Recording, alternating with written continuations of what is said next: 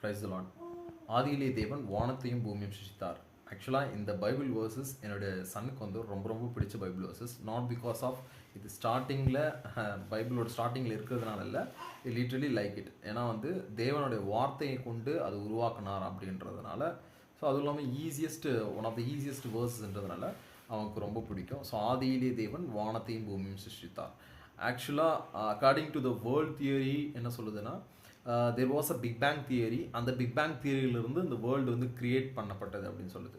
But the Bible says to us clearly, in the beginning the God was created these heavens and the earth.